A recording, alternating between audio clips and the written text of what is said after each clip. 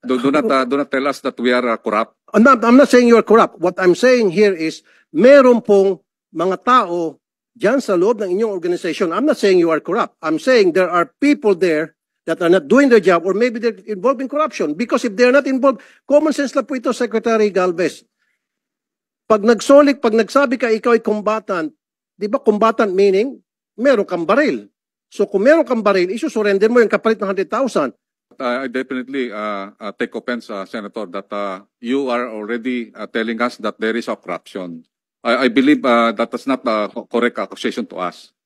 Meron pong corruption dito. Masaktan ka, I don't care. I'm talking on behalf of the taong bayan.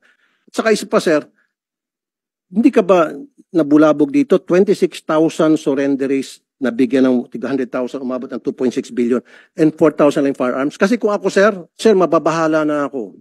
Sir, I beg to disagree na pagkakitaan po sa rin the commissioning. Then show me proof. Kasi pag nakita ka sa akin ng proof, then babawiin ko. I will show proof, sir.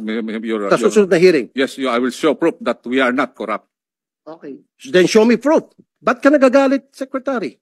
Because you are accusing us that our organization is corrupt. Yes, because napakalaking discrepancy. Kahit na siguro itong si Juan de la Cruz niya sa kalye, makita itong sobrang laking discrepancy. There is a problem here.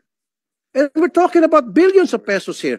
Kung pinag-usapan na po dito ay 200,000, 2 million, pwede, I'll let it go. Pero if we're talking about by the billions, come on, sir. There's something wrong. I'm not saying that you're corrupt. I don't know, ba't ka nagagalit? Talaga merong corruption dito. I'll stand by what I said. There is corruption.